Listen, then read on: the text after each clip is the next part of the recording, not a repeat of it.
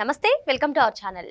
AP శాసన మండలి ప్రతిపక్ష నేత YCP senior leader Botsa Satyanarayana చేసినటువంటి కామెంట్స్ ప్రస్తుతం చర్చనీయాంశంగా మారాయి. మరి ఆయన పైన వ్యక్తిగత కక్షతో ఆయన్ని అంతమొందించడానికి ట్రై చేస్తున్నారంటూ ఇదే అంశం పైన గవర్నర్కి కూడా లేఖ రాస్తానంటున్నారు. ఇంతకీ ఆ పని చేయాల్సిన అవసరం ఏముంది? జగన్మోహన్ రెడ్డి ఈ వ్యూహం రచిస్తున్నారా? ఇటీవల చూసాం శాసన మండలిలో బొత్సకి వస్తున్నటువంటి హైప్ని చూసి జగన్ ఓర్వలేకపోతున్నారనే కథనాలు కూడా చూసాం. మరి మొత్తానికి ఏం జరుగుతుంది తెలుసుకునే ప్రయత్నం చేద్దాం. దీన్ని విశ్లేషించడానికి మనతో పాటుగా ఉన్నారు ప్రముఖ ఆర్థిక, రాజకీయ, సామాజిక విశ్లేషకులు అరిసిమెల్లి శ్రీనివాస్ గారు. నమస్తే సార్. నమస్కారం అండి. బొత్స సత్యనారాయణ కామెంట్స్ ప్రస్తుతం వైరల్ గా మారాయి సార్. తనను అంతమొందించడానికి ట్రై చేస్తున్నారంటూ ఇటీవల పైడితల్లి సిరిమారోత్సవంలో కూడా మా కోసం ఏర్పాటు చేసిన వేదిక ఎందుకు కూలిపోయిందంటూ ఆయన అనుమానం వ్యక్తం చేస్తున్నారు. ఈ అనుమానానికి జగన్మోహన్ రెడ్డి కారణం అంటారా? మరి గతంలో కూడా మనం చూసాం శాసన మండలి జరుగుతున్నప్పుడు బొత్స సత్యనారాయణకు వస్తున్నటువంటి హైప్ అంటే నన్నే మించిపోతున్నారు అంటూ జగన్ ఆయన పైన సీరియస్ గా ఉన్నారు, ఆయన అంటేనే తట్టుకోలేకపోతున్నారు అనే కథనాలు కూడా విన్నాం. మరి ఈ పని చేస్తుంది జగన్మోహన్ రెడ్డి అంటారా? ఏం చెప్తారు? ఇప్పుడు యాక్చువల్గా బొత్స సత్యనారాయణ గారి గురించి ఒక రెండు మాటలు చెప్పుకుందాం. నాకు ఆయన మీద కోపం రాదు ఎప్పుడు. అంటే సాధారణంగా వైసీపీ నాయకుల్లో చాలామంది మీద వాళ్ళ ముఖం పగలగొట్టాలంత కోపం వస్తుంది సాధారణంగా ప్రజలందరికీ. వాళ్ళ వ్యవహారం, వాళ్ళ శాస్త్రలు అయ్యింది. బొత్స సత్యనారాయణ గారు కూడా ఒక రెండు సార్లు కొన్ని పొరపాటు మాటలు మాట్లాడినా బాటమ్ ఆఫ్ ది ఆర్ట్ నుంచి అని అనుకోవట్లేదు నేను. ఇప్పుడైనా అమరావతి గురించి ఎడారి ముంపు ప్రాంతం ఇలాంటి మాటలు మాట్లాడాడు ఆయన. ఒకటి రెండు మాటలు కొంచెం నోరు జారిన తర్వాత నాలుగు ఖర్చుకున్న వ్యక్తి అయినా నాకు పర్సనల్గా తెలుసు. అది కొన్ని విషయాల్లో కొన్ని తప్పులు నేను ఒప్పుకుంటాడు, పొరపాటు చేశాను మాది ఎలా. ఇక్కడ బొత్స సత్యనారాయణ గారి పాత్ర జగన్మోహన్ రెడ్డి అరాచకంలో బొత్స సత్యనారాయణ గారి పాత్ర పరిమితం. విజయనగరం వరకు ఆయన ఏదైనా కొంచెం వాళ్ళు తాలూకోళ్ళు, వాళ్ళు మేనళ్ళు, వాళ్ళు ఉంటారు కదా, వాళ్ళు చేసిన అరాచకాల దోపిడీల్లో పార్టీని అడ్డం పెట్టుకుని వాళ్ళు అధికారంలో ఉన్నప్పుడు సాధారణంగా చేసే పనులు వాళ్ళు చేశారు. కొంత అరాచకం కూడా చేసి ఉండొచ్చు, లోకల్గా బాధితులు ఉండొచ్చు. కానీ బొత్స సత్యనారాయణ గారిని అంతమొందించే అంత ప్రత్యర్థి పార్టీలో మాత్రం ఖచ్చితంగా ఉండరు. ఎందుకంటే ఉత్తరాంధ్ర ముఖ్యంగా రాజకీయ పార్టీలు వేరైన నాయకులు ఒకటే. అందరూ అన్ని పార్టీల నాయకులు కూడా కలిసిమెలిసి కలివిడిగా ఉంటారు. ఒక సిదిరప్పలరాజు, శరీష్ అమ్మ, ఇలా కొంతమంది లిమిటెడ్గా. మిగతా వాళ్ళంతా కూడా నిన్ను చంపేస్తాం, నరికేస్తాం, పొడిచేస్తాం, నేను పైకి పంపించేస్తాం, ఇలాంటి సీన్లు ఎక్కడ ఉండవండి. వాళ్ళు కూడా పరుషంగా కూడా మాట్లాడుకోరు. అర్థమైంది మీకు? చూడండి, ఇప్పుడు అచ్చెన్నాయుడు గారు, ధర్మాన ప్రసాద్ వీళ్ళు ఎప్పుడైనా మాట్లాడుకున్నారు, తిట్టుకున్నారా? లేకపోతే అచ్చెన్నాయుడు గారు అప్పుడు స్పీకర్గా పనిచేసిన ఆయన ఎప్పుడో మాట్లాడుకున్నారా? ఎక్కడ ఉండదండి అది. ప్రత్యేకించి ఉత్తరాంధ్రలో వాళ్ళంతా కూడా రాజకీయంలో చేసుకుంటారు. ఎన్నికలు వచ్చినప్పుడు పోటీ చేస్తారు, గెలుస్తారు. వాళ్ళు ఏమైనా అభివృద్ధి కాంక్ష ఉండి ప్రభుత్వం ద్వారా చేయగలిగిన పనులు చేసుకుంటారు. ఏమైనా హామీ తినేయాలనుకుంటే తినేసుకుంటారు. కొంచెం ఎదరోడు కూడా పెడతారు అవసరమైతే. వాళ్ళు ఒక్కడే తినేరు, నువ్వు కూడా తీసుకో అని ఇస్తారన్నమాట. అంతే తప్ప వాళ్ళ దగ్గర వైషమ్యాలు, వైరం, చంపేసుకునేంత వైరం, తుదముట్టించే కార్యక్రమాలు సచ్చినా ఉండవు. అందులో అతను కిమిడి నాగార్జున ఇలాంటి వాళ్ళు అతను ప్రత్యర్థిగా ఉన్న చీపురుపల్లిలో కళా వెంకటరావు గారు ఎంత సౌమ్యుడో మనకేం తెలియదేముంది. అసలు ఇప్పుడు మాజీ ఎంపీ ఒకడు వైజాగ్లో కళా వెంకటరావు గారు సైట్ ఆక్రమించేసుకుని అందులో వాళ్ళు గోడ కట్టేసాడు. తెలుసా మీకు? ఇది పెద్దకి ఆ తర్వాత ఆయన అధికారంలో ఉండి ఆయన కేసు అది పెట్టుకుని చేశాడు. అదే వైసీపీ చేత కొట్టి పంపేస్తారు. అంత సౌమ్యులు వాళ్ళు. ఇక్కడ ప్రమాదం బొత్స సత్యనారాయణ గారు నా హితం ఏంటంటే, మీరు ఇటువంటి స్టేట్మెంట్లు ఇవ్వకండి. దీన్ని ఇవ్వడం వల్ల ఏమవుతుందంటే, మీరు ఒక కాగితం రాసి ఇచ్చినట్టు అవుద్ది. ఇది వాళ్ళకి లైసెన్స్ ఇచ్చినట్టు అవుద్ది మీ బ్యాచ్కి. ఎందుకంటే వాళ్ళు ఎలాంటి వాళ్ళు అంటే, తండ్రి చావుని ఎన్నికల కోసం వాడుకున్నారు, పినతండ్రిని చంపేసి దాన్ని ఎన్నికలకు వాడుకున్నారు. పోడుకత్తి సీను డ్రామా మీ ఓడే ఎవడో ఆడిచ్చాడు అంటున్నారు. విజయనగరం నుంచి బొత్స సత్యనారాయణ గారి తాలూకోళ్ళు ఎవరో వాళ్ళ మేనళ్ళు లేకపోతే ఎవరో ఒక అతను ఆడించాడు అంటున్నారు. ఇటువంటివన్నీ మీరు ఏమాత్రం క్లూ ఇవ్వకూడదు వాళ్ళకి.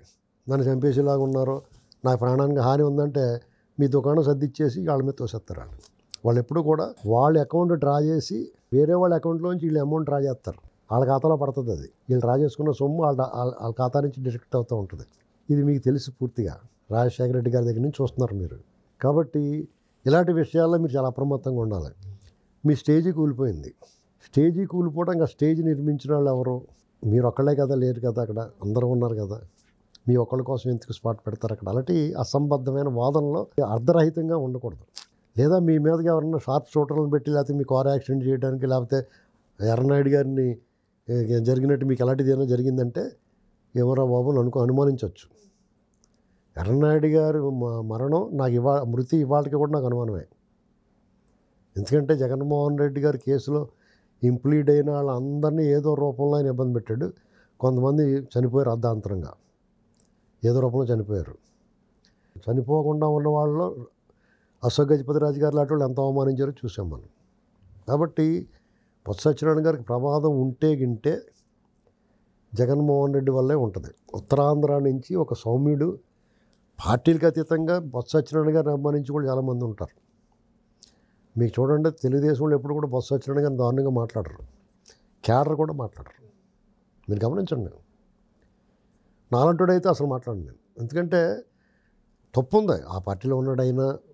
అమరావతికి వ్యతిరేకంగా మాట్లాడాడు, చంద్రబాబు నాయుడు గారు వాళ్ళని విమర్శించినా కానీ ఆ విమర్శ ఎవరికి అర్థం అవ్వదు కాబట్టి ఎవరికి పెద్ద గొడవ ఉండదు. ఆయన మాట్లాడక అర్థం అవ్వదు కాబట్టి ఆయన మీద సాఫ్ట్ కార్నర్ ఉంటుంది. మంచో చెడో ఆయన ఇప్పుడు కౌన్సిల్లో ప్రతిపక్ష నేతగా ఒక రకంగా చెప్పాలంటే వైసీపీకి దిక్కు ముక్కు లేని పరిస్థితుల్లో ఆయన ఒక దిక్సూచిలా ఉన్నాడు. ఒక కొండలాగా అండగా నిలబడ్డ ఆయనే కనుక అంటారా మన అందరూ అటే పోదాం అని అందరిని తీసుకెళ్ళిపోయి కోడి పిల్లలను తీసుకుని కోడి వెళ్ళిపోయినట్టు ఇంకొకళ్ళు గుళ్ళో దూరేసింది అనుకోండి, వెళ్ళి ఏం చేస్తారు ఎవడన్నా? సార్ దీని వెనుక జగన్మోహన్ రెడ్డే ఉన్నారంటారా, లేదంటే సజ్జల ప్రమేయం కూడా ఉండొచ్చా? ఎందుకంటే జగన్మోహన్ రెడ్డి కోటరీలను అన్ని తొలగించే పనిలో సజ్జలు ఉన్నారు అంటున్నారు. ఇప్పుడు చూస్తే బొత్సకు కూడా ప్రిఫరెన్స్ ఎక్కువగా ఇస్తున్నారు. ఇప్పుడు జగన్మోహన్ రెడ్డి చెప్పకుండా వీళ్ళు ఎవరు చేయరని అతను చెప్తాడు. అడేటి ఆడ అడ్డంగా ఉన్నాడు అనేదో సినిమాలో మీకు రౌడీ ఫిల్మ్ సినిమా వచ్చింది. అందులో విలన్ ఒక సినిమా థియేటర్లో ఉంటాడు అజయ్. అతను చెవుడు అనమాట. చెవులో మిషన్ లేకపోతే అది ఎవడో ఎదటోడు చెప్పేది అర్థం అవుదా, అది ఇసుక్కుంటూ ఉంటాడు. అలాగే ఇతను కూడా ఇసుక్కుంటాడు, ముందా పని చేయడం అన్నట్టుగానే. వాళ్ళ ఇంట్లో దానికి ఏం అర్థమైతే ఆ పని చేస్తూ ఉంటారు. అందుకని అవకతవక పరిపాలన జరిగింది. ఇక్కడ బొత్స సత్యనారాయణ గారు ఆయనకు ప్రమాదం ఖచ్చితంగా ఉంటే గింటే వీళ్ళ వల్లే ఉంటుంది. ఎందుకంటే గత 5 సంవత్సరాలు జగన్మోహన్ రెడ్డి పరిపాలనలో ఉత్తరాంధ్రకు సంబంధించి పెద్ద లీడర్లు ఉన్నారు. తెలుగుదేశం పార్టీని ధీటుగా ఎదుర్కొని ఆనాడు కాంగ్రెస్ పార్టీ ఉన్నప్పటి నుంచి రాజశేఖర రెడ్డి కన్నా ముందు నుంచి కూడా తెలుగుదేశం పార్టీతో ఢీ అంటే ఢీకొన్న నాయకులు ఉన్నారు. ధర్మాన ప్రసాదరావు గారి సోదరులు, బొత్స సత్యనారాయణ గారు, ఇంకా అనేక మంది ఆ పార్టీని తెలుగుదేశం పార్టీకి వ్యతిరేకంగా పోరాడి వాళ్ళు కూడా గెలిచారు.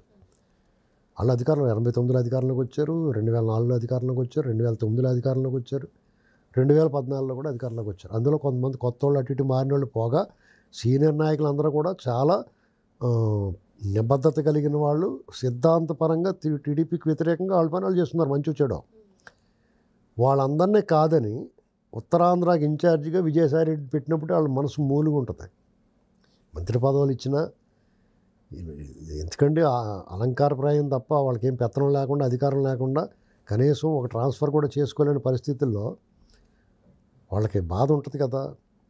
అయినా సరే ఏం చేస్తాంలే, అవతల తెలుగుదేశంలోకి వెళ్ళటం లేదు, ఏంటి ఎందుకు వచ్చిన కూడా బాబు అని సచ్చినోటి పెళ్ళికి వచ్చిందే కట్టమని ఏదో పడి చచ్చారు వాళ్ళు. ఇవాళ మళ్ళీ వాళ్ళకి వేరే ఆప్షన్ లేక వైసీపీలో ఉండడం తప్ప వాళ్ళ ఆంధ్రప్రదేశ్లో ఏదైనా కొత్త ప్రత్యామ్నాయం ఒక పార్టీ కానీ ఆవిర్భవిస్తే కనుక ఆ పార్టీలోకి వీళ్ళందరూ లబలబలమంట దూరేస్తారు, తొక్కిసలాట్ అయిపోద్ది. ఉన్న పార్టీలు కాకుండా కొత్తది రావాలి. ఇప్పుడు బీజేపీ వాళ్ళు చూస్తూ ఉంటారు మా పార్టీలో చేరితే బాగుండని. జనసేన కూడా పార్టీ బలోపేతం చేసుకోవడానికి చూస్తుంది. ఆల్రెడీ టీడీపీ నిండిపోయి ఉంది కాబట్టి అది తప్పులేదు. కానీ ఏ పార్టీలోకి వెళ్ళినా అధికారం కోసం వెళ్ళారని వాళ్ళ క్రెడిబిలిటీ పోద్దే, వాళ్ళు వెళ్ళలేరు ఇందులో కొంతమంది. అందుకనే వాళ్ళంతా కలిపి జగన్మోహన్ రెడ్డి నువ్వు రాజకీయాలు మానేవయ్యా, ఊరికే అదవ రాజకీయాలు, చావులు చంపుడు, ఈ కుట్రల్లో కుతంత్రాలు ఎందుకు, ఫెయిర్ పాలిటిక్స్ చేద్దాం, ఫెయిర్ గేమ్ ఆడదాం, ఇప్పుడున్న ప్రభుత్వాన్ని వాళ్ళు తప్పులు చేస్తే నిలదీద్దాం, మంచి చేస్తే స్వాగతిద్దాం అని వీళ్ళు జగన్మోహన్ రెడ్డి పక్క తప్పుకోమని వేరే ఓ పార్టీ వాళ్ళు ప్లాన్ చేసుకుంటే మంచిది. వీళ్ళంతా వాళ్ళకి ఆదరణ లభిస్తుంది. రాబోయే రోజులు అదే జరుగుద్ది. ఎందుకంటే జగన్మోహన్ రెడ్డి ముఖం చూస్తే జనం భయపడుతున్నారు అనేటువంటిది వాళ్ళకి కూడా అర్థమవుతుంది. ఎందుకంటే అతను ఏ కార్యక్రమం తీసుకున్నా ప్రజల నుంచి సానుకూల స్పందనకు బదులుగా భయాందోళనలు పెరుగుతున్నాయి. కూటమి గ్రాఫ్ పెరుగుతుంది. ఇటుకి కూటమి మీద విమర్శ వస్తుంది ఎప్పటికప్పుడు. అధికారంలో ఉన్న పార్టీకి విమర్శ వస్తుంది కదా. విమర్శ వచ్చినప్పుడు జగన్మోహన్ రెడ్డి కనపడగానే ఆ విమర్శలన్నీ కొట్టుకుపోయి ఆ కూటమి ఉండాలిరా బాబు అనేటువంటి పరిస్థితికి వస్తుంది వాతావరణం. కాబట్టి వీళ్ళు ఏదో కొత్త ప్రత్యామ్నాయం చూసుకుని ఇవాళ కాకపోతే 10 ఏళ్ళ తర్వాత అన్న పని జరుగుద్ది. ఏంటండి వాటికి వాళ్ళ ఇప్పుడున్న కూటమిని కదిపే పరిస్థితి రాదండి ప్రజలకి. ఎందుకంటే వాళ్ళు నిమ్మళంగా ఉన్నారు, స్వేచ్ఛగా ఉన్నారు. ఎవడైనా ఏమైనా మాట్లాడుకోవచ్చు. పేరు నాటి వాడు వెళ్ళి నోటుకు వచ్చిన రికార్డింగ్ అని చేయొచ్చు అక్కడ స్టేషన్లోని. ఆయన ఏమంటలేదు. అటువంటిప్పుడు వాళ్ళకి ఇదే ఉండాలని వాళ్ళు కోరుకుంటారు, వీళ్ళు కోరుకుంటారు. ఇప్పుడు కూటమికి సపోర్ట్ చేసే వాళ్ళు ఎలాగో కోరుకుంటారు. జనసేన టీడీపీ వాళ్ళు మాకు ఇది ఉంటే బాగుంటుంది, మా పవన్ కళ్యాణ్ గారు, మా చంద్రబాబు గారు, లోకేష్ గారు అని అనుకుంటారు. వాళ్ళు ఏం కోరుకుంటారంటే మనం ఎలాగే అధికారం రాకపోయినా పర్లేదు, వీళ్ళే ఉండాలిరా బాబు, వీళ్ళే ఉంటే మనం ఏం చేసినా కానీ వాళ్ళు పెద్ద పట్టించుకోరు, మన పేరు తెచ్చుకోవచ్చు అనుకుంటారు. ఇది పరిస్థితి. కాబట్టి బొత్స సత్యనారాయణ గారు ఏం వర్రీ అవ్వక్కర్లేదు. ఇటువంటి స్టేట్మెంట్లు మాత్రం ఇవ్వకండి, మీకు ప్రమాదం. ఎందుకంటే జగన్మోహన్ రెడ్డి గురించి మీరు మా అందరికంటే దగ్గర నుంచి చూసిన వాళ్ళు, అంటే మీకు కూడా అపాయింట్మెంట్ ఉందో లేదో మాకు తెలియదు, మరి మీకు అపాయింట్మెంట్ ఉందో దగ్గర నుంచి చూస్తున్నారు అనుకుంటున్నాం మేము. కాబట్టి అతను వికృత స్వభావం, పైశాచిక మనస్తత్వం పూర్తిగా అర్థం చేసుకున్న వ్యక్తిగా మీరు వాళ్ళ నాన్నతో పనిచేశారు, ఇతనితో పనిచేశారు. కాబట్టి వాళ్ళిద్దరికీ సహచరులుగా ఉన్నారు. మీకు ఇద్దరిలో ఉన్న వ్యత్యాసం డెఫినెట్గా మీకు తెలిసినట్టుగా ఇంకెవరికి తెలియదు. కాబట్టి ఇటువంటి స్టేట్మెంట్లు ఇస్తే మీకు చాలా ప్రమాదం. మీ దుకాణం సర్దిచ్చేసి వీళ్ళ ఖాతాలో వేస్తారు వాళ్ళు. అది ప్రమాదం. బొత్స సత్యనారాయణ గారు ఇటువంటి స్టేట్మెంట్స్ ఇచ్చి ప్రమాదాన్ని కోరి తెచ్చుకోవద్దని సార్ చెప్తున్నారు. మరో అంశంతో మళ్ళీ కలుద్దాం. Thank you sir.